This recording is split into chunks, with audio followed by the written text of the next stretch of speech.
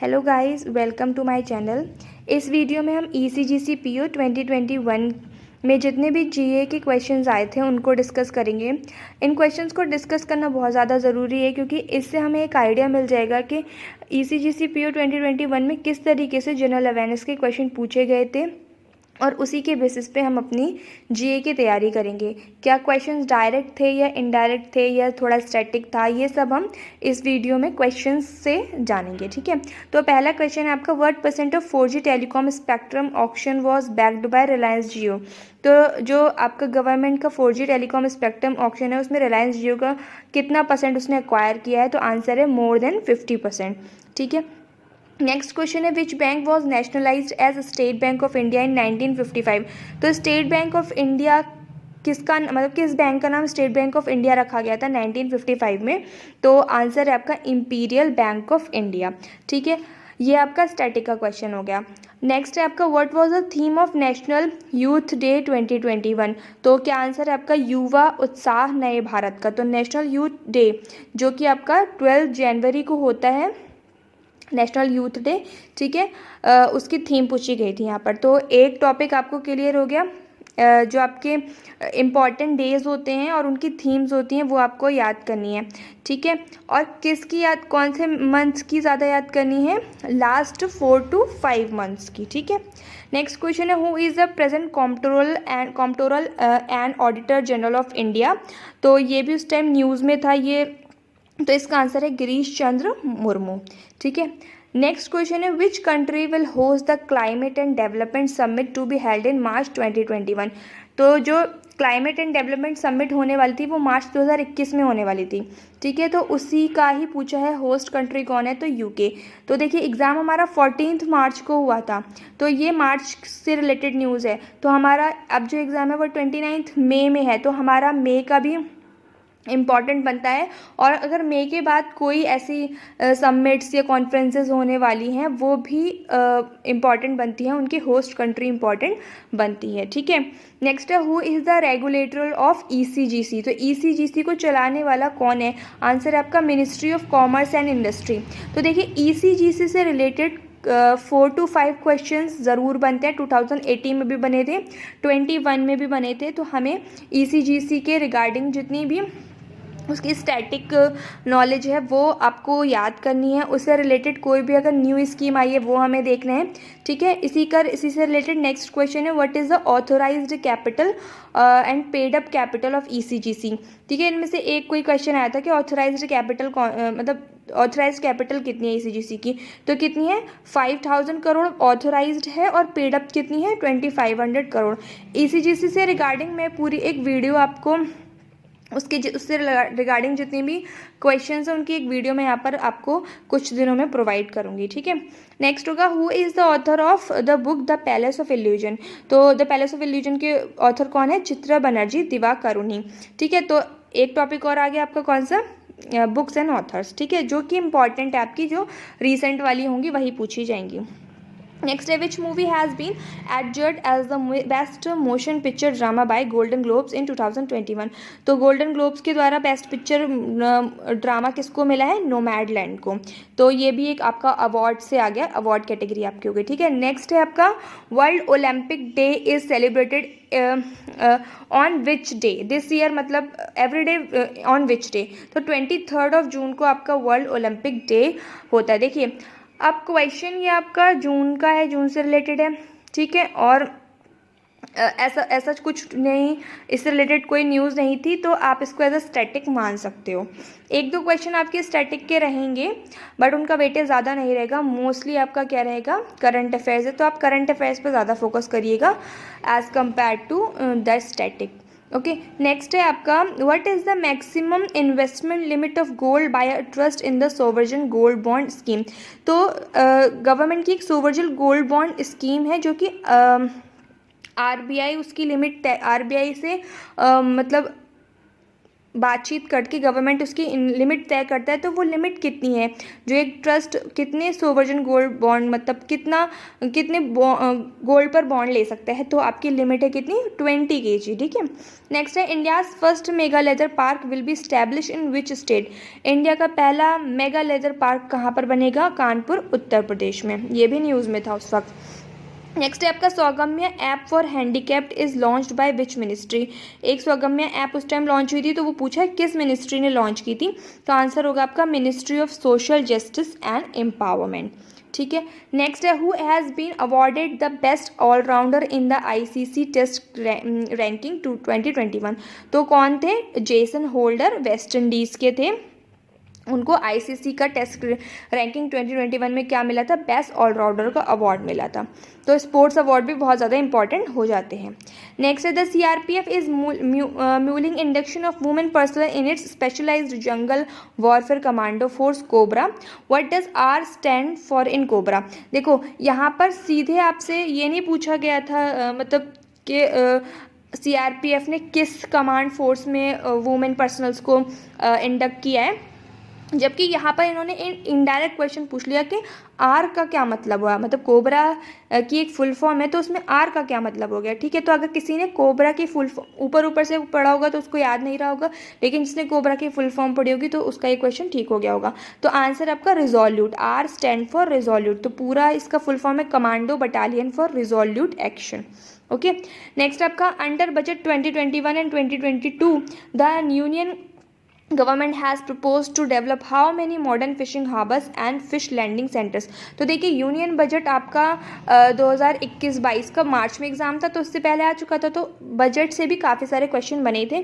तो इस साल के बजट से भी काफ़ी सारे क्वेश्चंस बनेंगे, हम बजट को भी अच्छे से पढ़ के जाएंगे। अब देखिए यहाँ पर क्या है, ये बोला है कि गवर्नमेंट ने कितने मॉडर्न फिशिंग हार्बर्स और लैंडिंग सेंटर्स को डेवलप करने का प्रपोजल दिया है, तो 5 दिए हैं। ठीक है, 5 ये पूछा गया था आपका। और 5 कौन कौन से हैं, कोची, चेन्नई, विशाखापट्टनम, पारादीप एंड पेटुआ घाट। ठीक। नेक्स्ट क्वेश्चन है what is the minimum amount of gold and foreign exchange reserve that's needed to be maintained by RBI. तो वो मिनिमम अमाउंट गोल्ड और फॉरेन एक्सचेंज का बताना है जो कि आरबीआई द्वारा मेंटेन करने की जिसको ज़रूरत होती है। तो आंसर होगा आपका ₹2000 crore of reserve of which ₹115 crore has to be in the form of gold. तो 2000 करोड़ का जो रिजर्व है वो आरबीआई द्वारा मेंटेन किया जाएगा, और जिसमें से 115 करोड़ का वो जो होगा वो आपका गोल्ड के फॉर्म में होगा। ठीक है। अब नेक्स्ट है the tableau of which state has won the first prize among all the tableau on the occasion of Republic Day. तो 2021 में रिपब्लिक डे में जो आपका परेड हुई थी उसमें टैब्लू निकला था, तो उसमें से फर्स्ट प्राइज किसको मिला है, उत्तर प्रदेश को। तो इस साल का भी पूछ सकते हैं, तो इस साल के भी आपको रिपब्लिक डे के टैब्लू से रिलेटेड और जितने भी रिपब्लिक डे से रिलेटेड अवार्ड वगैरह थे ये भी आपको याद करने हैं। नेक्स्ट है आपका under which article of Indian constitution GST council was constituted. तो जीएसटी उस टाइम मतलब अब जीएसटी आपका कुछ साल पहले ही आया है, तो जीएसटी हमेशा न्यूज़ में रहता है, तो इसलिए उससे रिगार्डिंग एक स्टैटिक क्वेश्चन इन्होंने यहाँ पर डाल दिया कि किस आर्टिकल में जीएसटी काउंसिल को बनाया गया था। तो आर्टिकल 279A। ठीक है। नेक्स्ट आपका which of the following Indian beaches has become Asia's first beach to get the blue flag certification. तो ब्लू फ्लैग सर्टिफिकेशन एशिया का कौन सा पहला ऐसा बीच है जिसको मिला है, तो आंसर होगा आपका चंद्रभागा बीच, ओडिशा। ठीक। नेक्स्ट आपका which company will invest the highest in bitcoin in 2021। देखिए बिटकॉइन 2021 में बहुत ज़्यादा मतलब न्यूज़ में थे, तो उसमें से क्वेश्चन ये आ गया कि किसने सबसे ज़्यादा इन्वेस्टमेंट किया है बिटकॉइन में। आंसर होगा आपका टेस्ला किसकी है, एलन मस्क की। ठीक है। नेक्स्ट है आपका European aviation major Airbus has signed an initial pact with which company to help develop the on demand helicopter services market in South Asia. South Asia में किस कंपनी के साथ पैक्ट किया है, किसने, यूरोपियन एविएशन मेजर एयरबस ने South Asia में helicopter services market के डेवलपमेंट को हेल्प करने के लिए। तो आंसर है आपका फ्लाई ब्लेड इंडिया। ये कैसी आपकी an US based helicopter transport services provider है। ठीक है। उसके बाद आपका union government will infuse what amount in the public sector general insurance company. तो देखिए ये भी आपका बजट का क्वेश्चन हो गया कि public sector general insurance company में यूनियन गवर्नमेंट कितना इन्फ्यूज करेगी और इस क्यों, मतलब इसके रिकैपिटलाइजेशन के लिए। तो आंसर होगा आपका 3000 करोड़। कितना होगा? 3000 करोड़। ठीक है, उसके बाद आपका नेक्स्ट 24th क्वेश्चन होगा, इन जनवरी 2021 which states Gucci mushroom got GI tag. तो गुची मशरूम कहाँ का है, किस स्टेट का है जिसे रिसेंटली GI टैग मिला है? जनवरी 2021 में मिला था। ठीक है, तो आंसर होगा आपका जम्मू एंड कश्मीर। ठीक, नेक्स्ट है आपका union budget 2021। Finance minister Nirmala Sitharaman proposed how much amount for recapitalisation of public sector banks. तो कितना निर्मला सीतारमन जी ने कितनी मनी जो है, कितना अमाउंट उसके लिए प्रपोज किया है?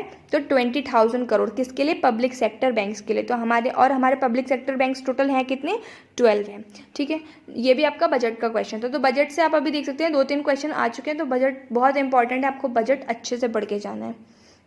नेक्स्ट है, government will infuse how many rupees in public sector general insurance of its recapitalisation. Okay, ये क्वेश्चन आपका रिपीट हो गया है, कोई बात नहीं। तो देखिए 3000 करोड़ रुपीज़, आपको ये मैंने पहले पढ़ा दिया, तो ये भी आपका बजट का ही क्वेश्चन है। नेक्स्ट है आपका, how many indicators are use to calculate multi dimensional poverty index. तो एक मल्टी डायमेंशनल पॉवर्टी इंडेक्स आती है। तो देखिए यहाँ पर इन्होंने डायरेक्ट ये नहीं पूछा कि इंडिया की रैंक कितनी है या फर्स्ट रैंक पे कौन था, नहीं। इन्होंने क्या पूछ लिया है यहाँ पर कि उस इंडेक्स का जो इंडेक्स वो बनती है वो कितने इंडिकेटर्स पर बनती है, कितने इंडिकेटर्स यूज्ड होते हैं इस इंडेक्स को मतलब चेक करने के लिए, कैलकुलेट करने के लिए। तो आंसर होगा आपका कितना? 10। ठीक है, तो इसलिए आपको सिर्फ देखिए जो ECGC PO है, थोड़ा एग्ज़ाम मतलब इसके क्वेश्चन थोड़े से घुमा के पूछे जाते हैं। तो आपको सिर्फ इंडेक्स नहीं पढ़नी है, ये भी पढ़नी है कि वो इंडेक्स आप कितने, मतलब किसी अगर देशों में इंडेक्स है तो ये भी पढ़ना है आपको कि इंडेक्स कितने देशों में कंडक्ट कराई गई थी। मान लो कोई इंडेक्स है जिसको 90 देशों के बीच में कंडक्ट कराया गया था, तो आपको वो भी याद करना है। और फर्स्ट कौन आया था, सेकंड कौन आया था, थर्ड कौन आया था, एंड इंडिया की क्या रैंक थी, ये भी आपको याद करनी है। ठीक है, और नेक्स्ट है आपका, India will supply BrahMos missile to which nation. ये बहुत ज़्यादा न्यूज़ में था उस टाइम कि ब्रह्मोस मिसाइल जो इंडिया की है वो कौन से नेशन को इंडिया सप्लाई करने वाला है। आंसर होगा आपका क्या? फिलीपींस। ठीक है, नेक्स्ट है आपका, who is the author of book Fortune at the bottom of the pyramid. तो आंसर होगा आपका CK प्रहलाद। इस बुक के ऑथर कौन है? CK प्रहलाद।